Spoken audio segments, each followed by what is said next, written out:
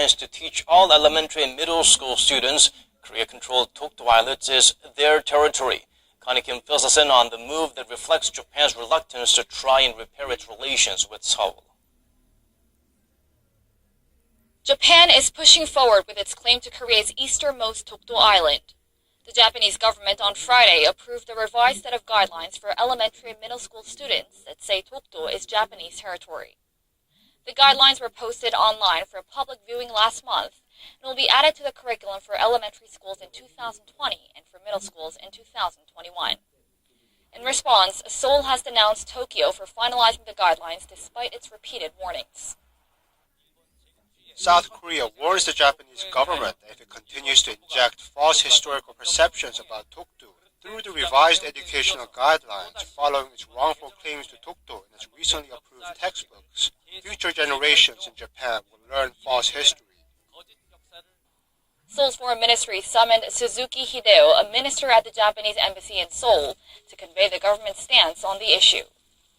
The Dokdo row was first brought up in the education arena in 2008, when guidelines for middle schools stated differences existed between Seoul and Tokyo surrounding Takeshima, Japan's name for Dokdo. After Prime Minister Shinzo Abe won re-election in 2012, Japan's territorial claims over Korea's easternmost islands intensified. Just last week, nearly 80% of the 24 new social studies textbooks approved for use in Japan claim that Dokdo is Japanese territory. Japan's claims have exacerbated an already tense diplomatic relationship. In the latest incident, Tokyo recalled its ambassador to Korea in January to protest a Korean civic group's installation of a comfort woman statue in front of the Japanese consulate in Busan. The deterioration of bilateral ties could trigger emotional hostility in the long term. Japan is expected to claim Dokdo in its future official documents and defense papers, making things worse.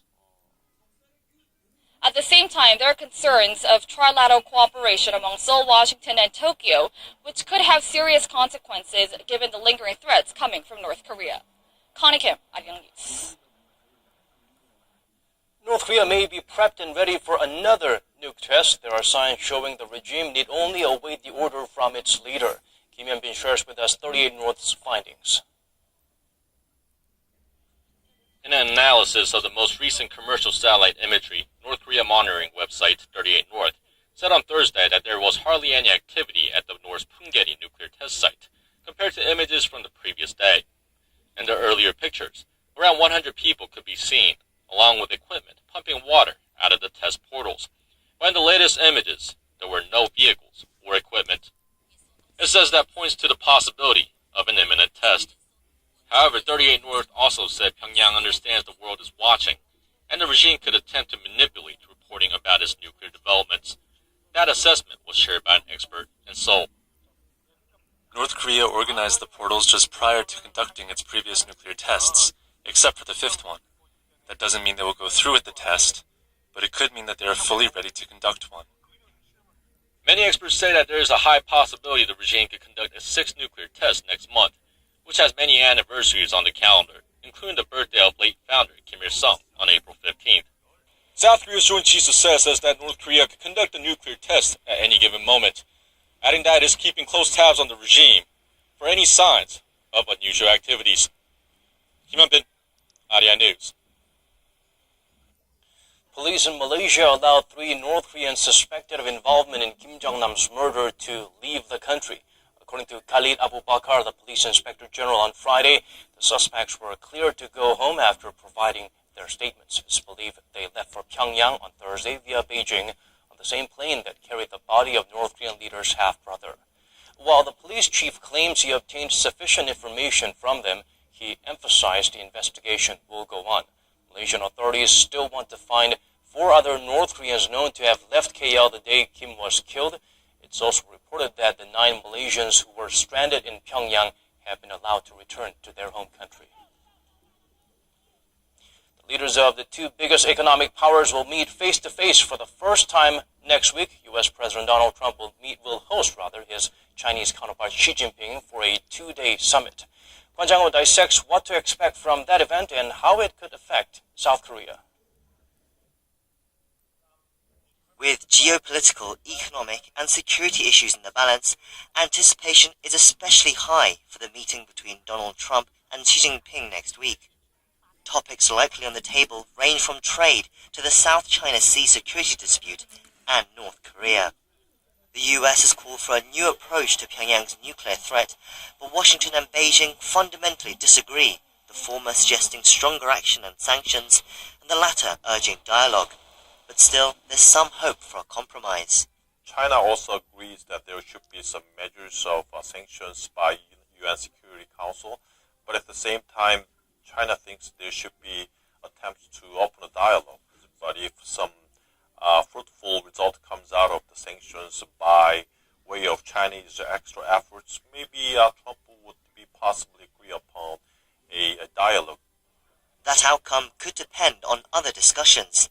Some observers say Washington and Beijing could make progress on North Korea by compromising on trade or the South China Sea dispute. If North Korea is on par or if less important than these other issues, then yes, North Korean issues, you might see certain compromises there. But I'm not at all certain that the North Korean security issue is really that low on the agenda. It's quite high, if not as important as the South China Sea maritime security issue, as well as the trade issue. So we'll have to wait and see how the two leaders come out on this question.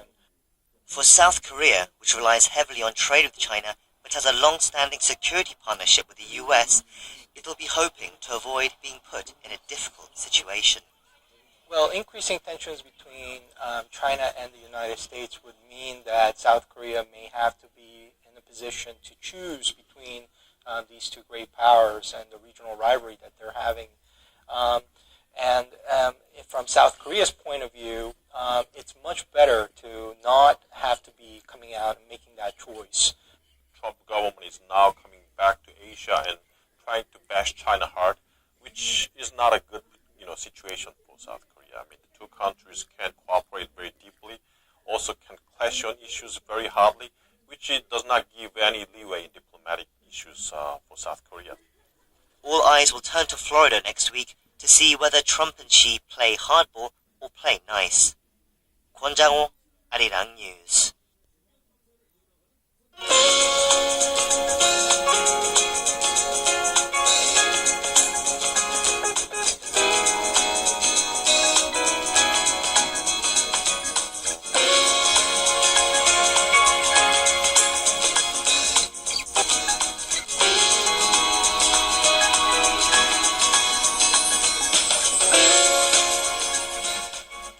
That's all from us at this hour. As always, thank you for watching.